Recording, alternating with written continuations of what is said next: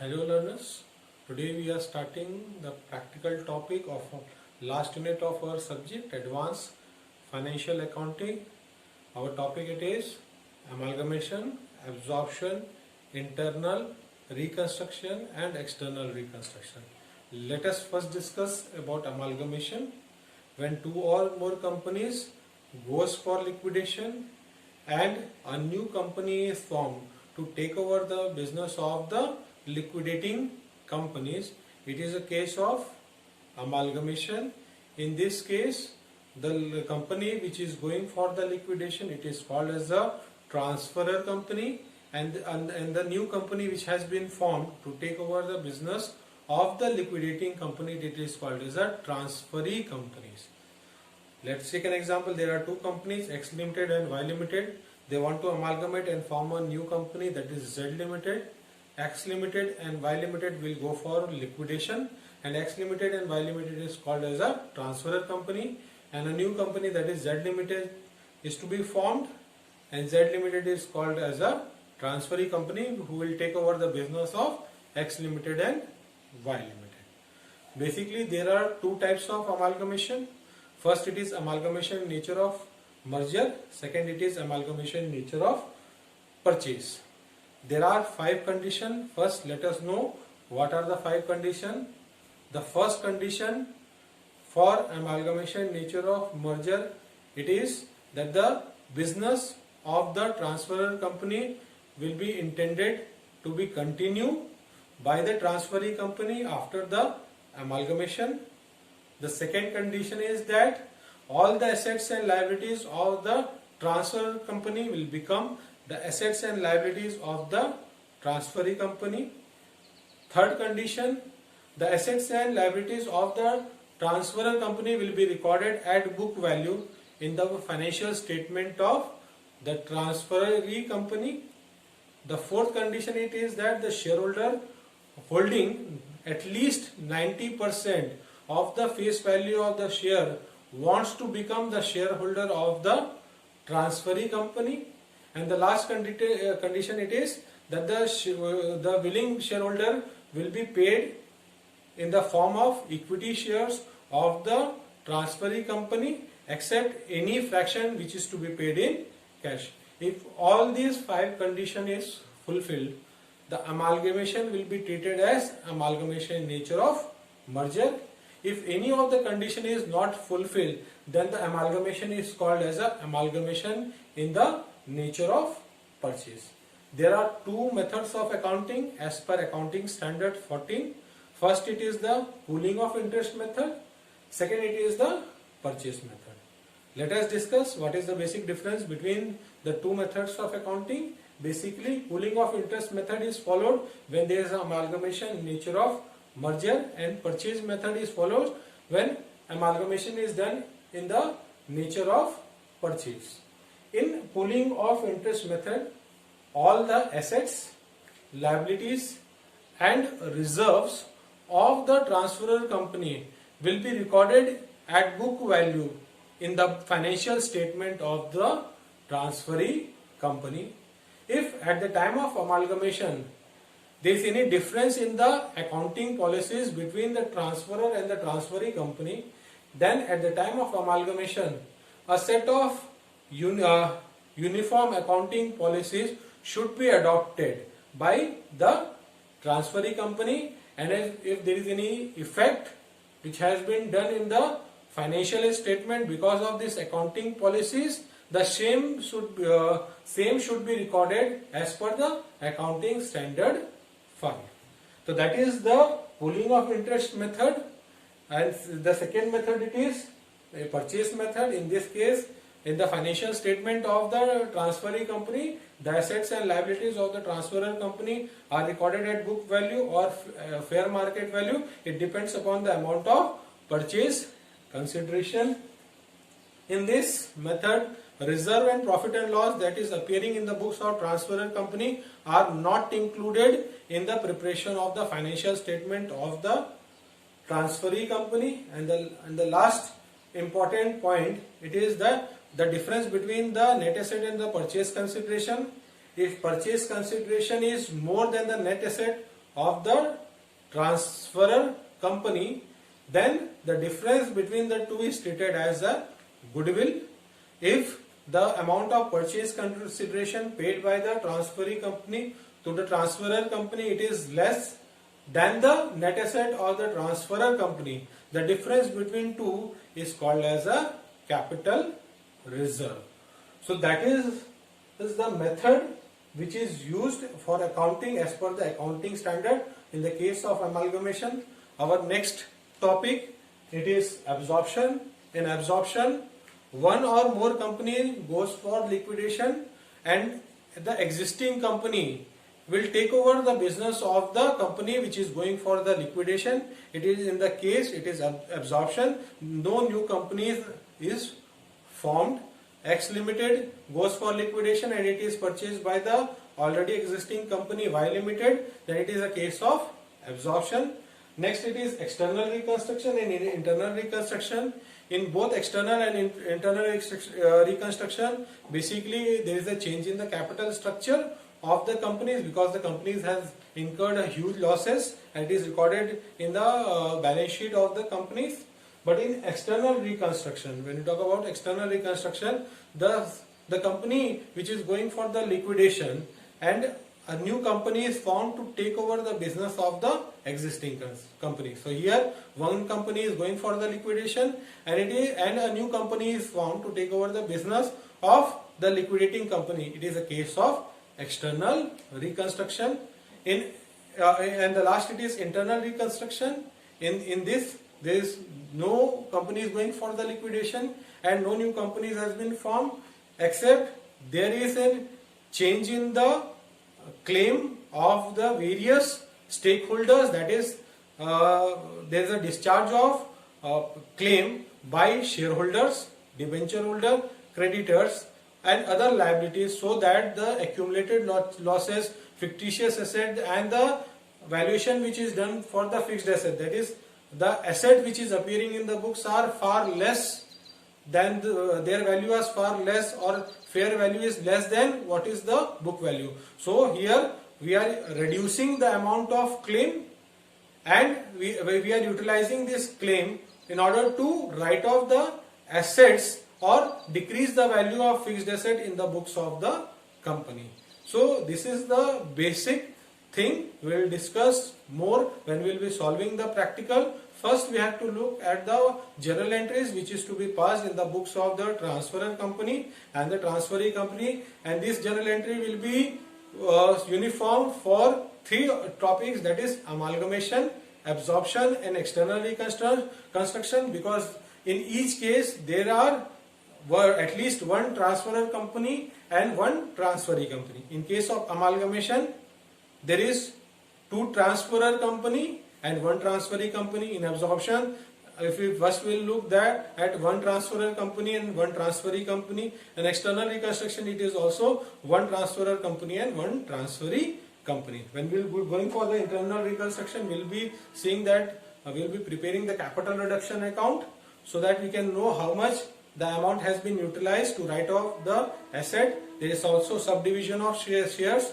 When there is a subdivision of shares, the number of the shares is increased, but their face value is decreased. So let us look at the journal entries in the case of transferor and transferee company.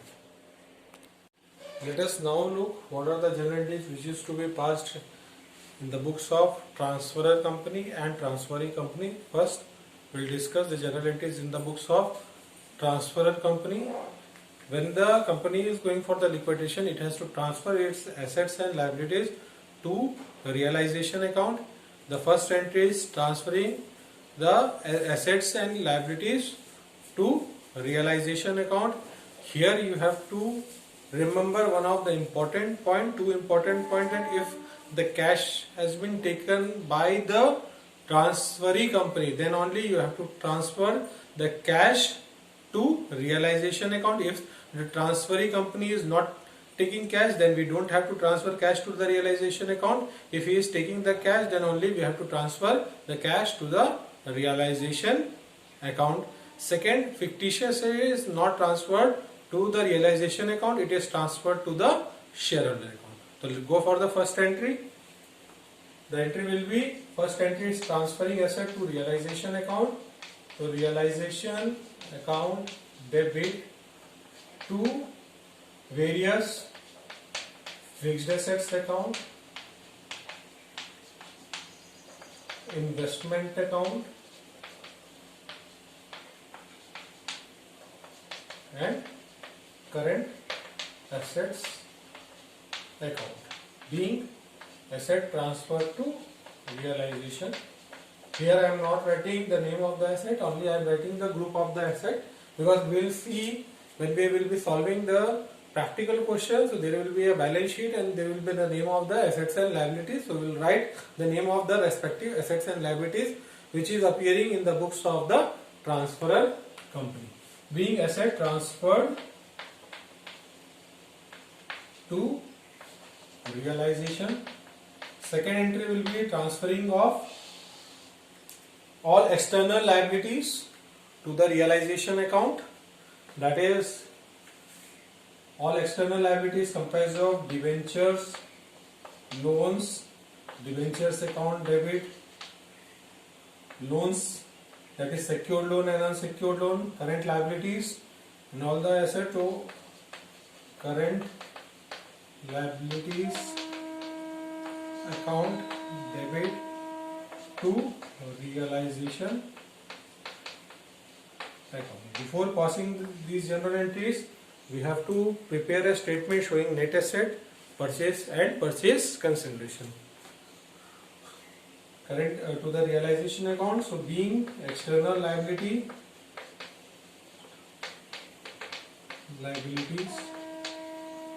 transferred to realization account.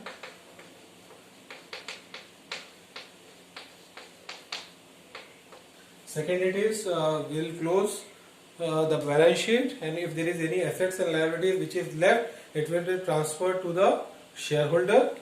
So there is one asset we have left, that is fictitious asset. The fictitious asset will be transferred to the shareholder account. So we will write shareholder account debit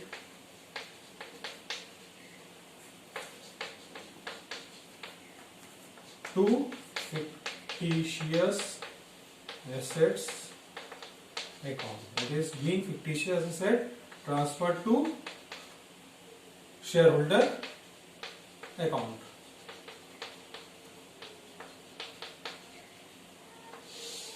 Next is transfer of capital reserves to the shareholder account. We are assuming if there is a preference shareholder, then we have to pass a separate set of entry for transferring of preference capital to the preference shareholder. So our entry for transferring of equity capital, reserves and profit to shareholder account. So the entry will be equity capital account debit, reserves account debit, profit and loss account debit to shareholder account, being equity capital reserve and P&L account transfer to shareholder account.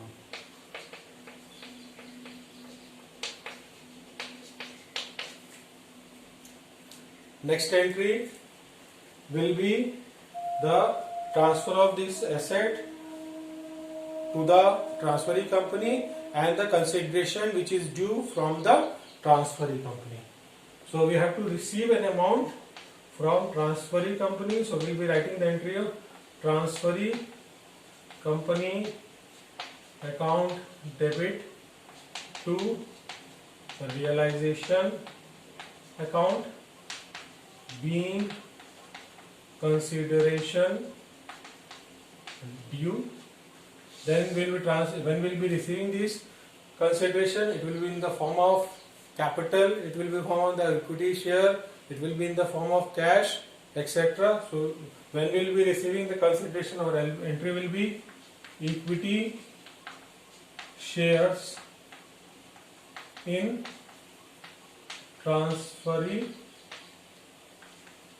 company account debit, cash account debit if cash is also received, to transferee company account, being purchase consideration received. Then the equity share will be transferred to the shareholder account. So shareholder will be the receiver, entry will be shareholder account debit to equity shares in transferee company account, being share transferred to shareholder. Then when there is a sale or purchase of business of or any asset, if there is any loss or if there is any profit, it is to be recorded, and the profit and loss will be calculated through realization account. So then it will be the entry of calculation of profit and loss. If it is a profit, then our entry will be shareholder account debit to realization account. If there is a loss, our entry will be realization account debit to shareholder account. So there will be the entry of profit or loss. So if there is a profit, entry will be shareholder account debit to realization account, and the profit or loss on the realization is transferred to the shareholder account debit to realization account, being profit on realization transferred to shareholder account, and the last entry will be the closing of the cash. If there is any surplus which is remaining after paying to the other parties, so we'll be preparing the cash account. If there is any balance in the cash account, it is transferred to the shareholder. So the last entry in the books of the transferor company, it is, if anything the surplus is remaining, it is transferred to the shareholder. But there will be few more entries if any expenses which is of the liquidation which is paid by the transferor company, then the entry of the liquidation. If there is any liabilities which is to be paid by the transferor company, then the entry will be again the addition. It depends on the question, but it is the common entry we are writing, and we will discuss few entries when we will be solving the practical question. So if any cash is remaining, it is transferred to the shareholder account. So the shareholder account debit to cash account, being surplus transferred to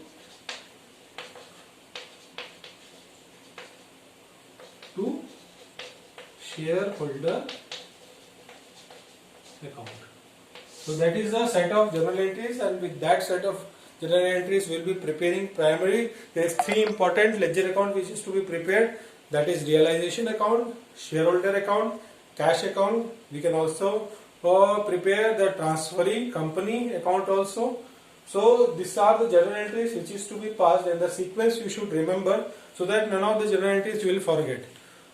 So this is the journal entries in the books of transferor company. Now let us discuss what are the journal entries which is to be passed, and the balance sheet which is to be prepared in the books of the transferee company.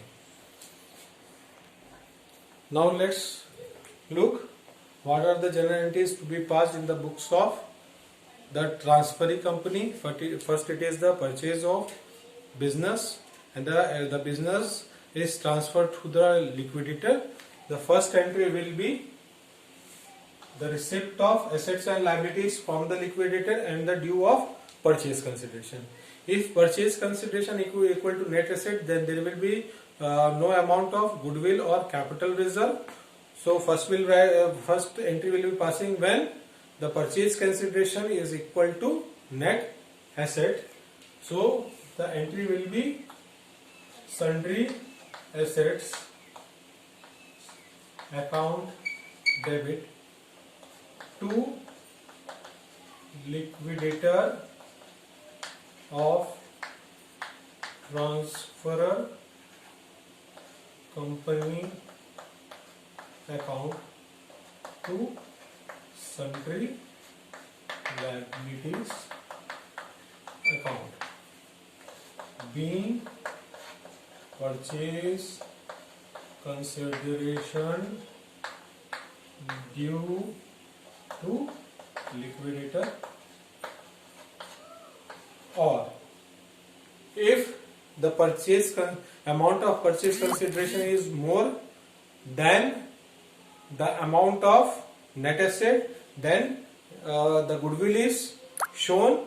So the entry will be, when the purchase consideration is more than the net asset, entry will be goodwill account debit, sundry asset account debit to liquidator of transferor company account to sundry liabilities account, or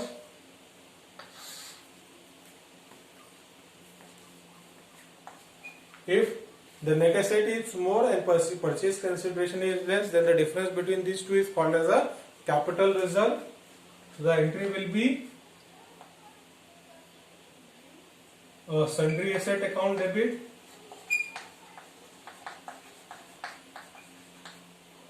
to liquidator of transferor company account to sundry liabilities account to capital reserve account. Then the entry for discharge of purchase consideration by the transferee company account.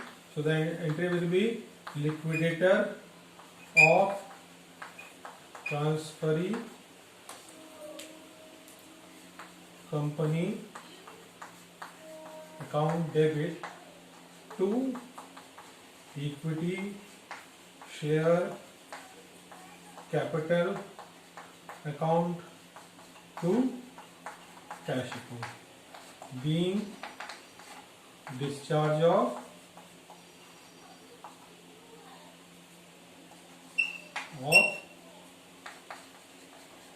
purchase consideration. If from one company there is a calculation of goodwill and from the other company there is a calculation of capital reserve, then there will be write-off of goodwill. So the entry in the case will be capital reserve account debit to goodwill account, being goodwill return off against capital reserve. So these are the normal entries which we have to pass in the books of transferee company account, and then we have to prepare the balance sheet of the transferee company. So this is all about the journal entries and the ledger account and the balance sheet. In the next class we'll solve the practical question. We'll start to solve the practical question. For today it is okay, and thank you.